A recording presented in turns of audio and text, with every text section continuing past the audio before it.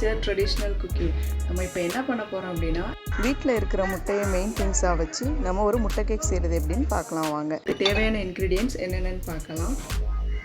4 முட்டை, water 1 cup, 1 cup சர்க்கரை, உப்பு 1 சிட்டிகை, கலர் பவுடர் 1 சிட்டிகை, நெய் ஒரு 2 டீஸ்பூன், இது அரிசி மாவு 1 கப். இதான் இதுக்கு தேவையான இன்க்ரீடியன்ட்ஸ்.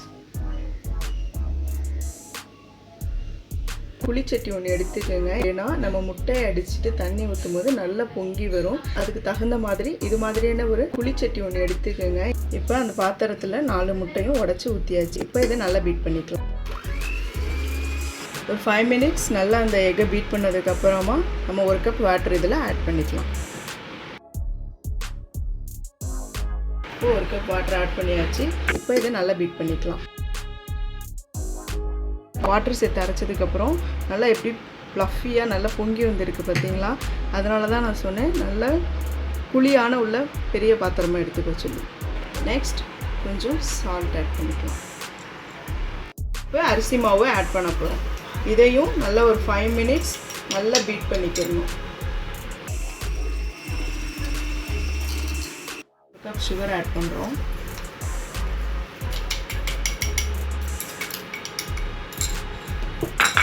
இப்போ கலர் பவுடர் ஆட் பண்ணியாச்சு. இப்போ நல்லா பீட் பண்ணிக்கலாம். நம்ம எந்த அளவுக்கு பீட் பண்ணுறோமோ அந்த அளவுக்கு கேக் ரொம்பவே சாஃப்டாக இருக்கும். ஸோ நல்லா பீட் பண்ணிக்கோங்க. அடித்ததுக்கப்புறம் இது மாதிரி இருக்கும். இந்த கன்சிஸ்டன்சி பார்த்துக்கணும். ஸ்டவ் ஆன் பண்ணிவிட்டு ஒரு நான்ஸ்டிக் சட்டி வச்சுட்டு நம்ம இதில் நெய் ஆட் பண்ணிக்கலாம். நெய் நல்லா உருகுனதுக்கப்புறம் நம்ம பீட் பண்ணி வச்சுருக்க எல்லாத்தையும் இதில் போட்டுக்கலாம். இப்போ நெய் நல்லா உருகுனதும் நம்ம அரைச்சி வச்சதை இதில் ஆட் பண்ணிடலாம். இதில் ஊற்றியாச்சு. 20 மினிட்ஸ் சிம்லேயே இருக்கட்டும்.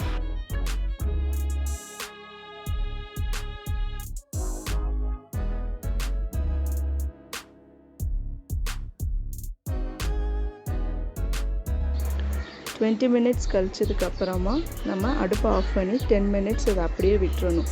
ஆறுனதுக்கப்புறமா கீழே ஒரு பிளேட்டு வச்சு இந்த நான்ஸ்டிக் பேனை அப்படியே கவுத்தி வச்சோன்னா அந்த கேக் ஒட்டாமல் அப்படியே கீழே அழகாக வந்துடும்.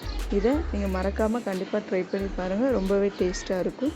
உங்களுக்கு என்னோடய ரெசிபி பிடிச்சிருந்துச்சுன்னா மறக்காமல் சப்ஸ்கிரைப் பண்ணுங்கள். தேங்க்ஸ் ஃபார் வாட்சிங்.